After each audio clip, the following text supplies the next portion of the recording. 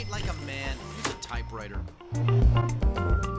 Last time we talked, and this is kind of just a little bit off topic. Last time we talked, and this time, I know Jonathan's been wanting to ask you a question about Lilith, I think. The Genesis 6 conspiracy has a fascinating chapter about Lilith, mentioned once, it seems, biblically, and then, but yet has remained part of the cultural zeitgeist and has become such a popular thing. Yeah. So, well, I mean, it is an important goddess figure, right? She's, I look at her more of almost a demigod in terms of the research that I've done on her, and through the lineage of Tiamat, which is a Leviathan dragon type character of the parent gods. So from that aspect, could be a not a demigod, but an offspring god.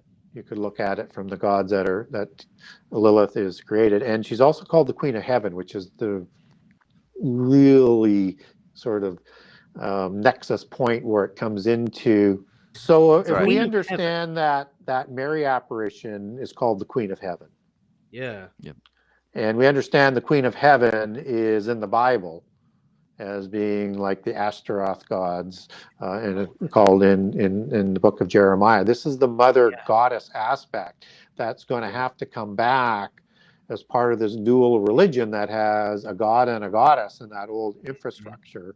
So that part of the duality's got to be coming back.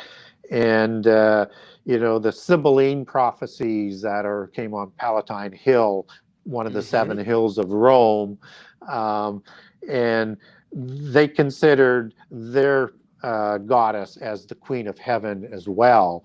There you get this imagery that sort of, and I'm just sort of doing this quickly because it's a fairly long topic, but you get this imagery that is coming about that is going to sort of resurface as part of this Babel religion that's coming back, and who is represented in Revelation 12 as the description that those 6 children saw in their apparitions, as is a similar description to the other Mary visions and all the Mary visions, from Joan of Arc to Ignatius of Loyola to, you know, Fatima. It's all a very, very similar description. And remember, we have a woman that is riding the beast empire, which is the end time mystery religion, because the mother goddess was actually thought in ancient times to be as important or more important than the male god.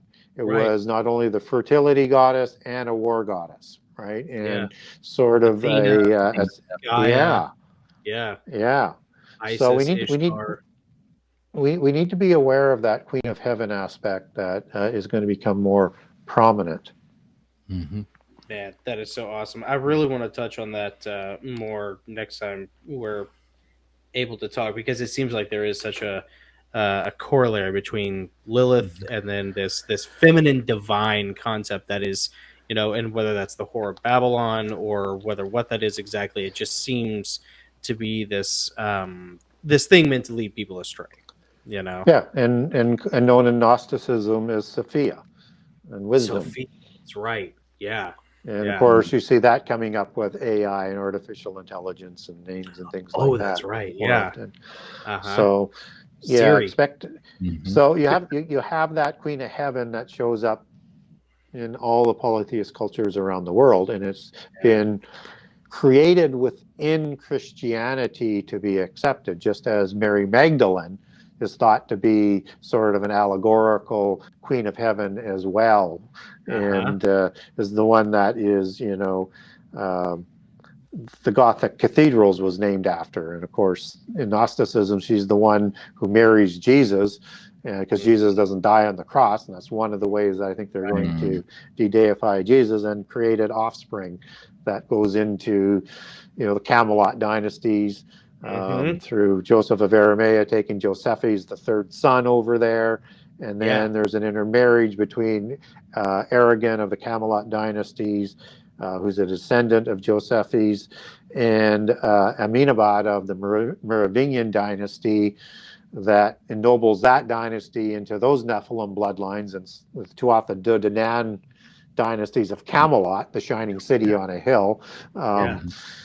it is the bloodlines of the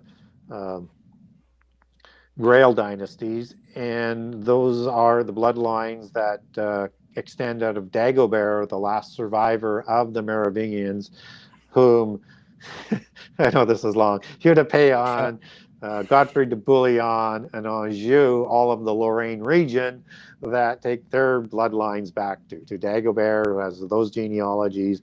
And of course, it's the Anjou that kept the King of Jerusalem title crowned to them in 1118, which they want to take as a title at the Abomination, and that passed down eventually through Hungary, and then back into the Lorraine region, over to the Habsburg Lorraine dynasty. Currently rests with the Bourbon family, which is the bloodline of the kings of France and King Philippe, son of Juan Carlos, who has the King of Jerusalem title today. But within the Anjou bloodline, there's some rivals to the King of Jerusalem title, so one shouldn't be too surprised about that. But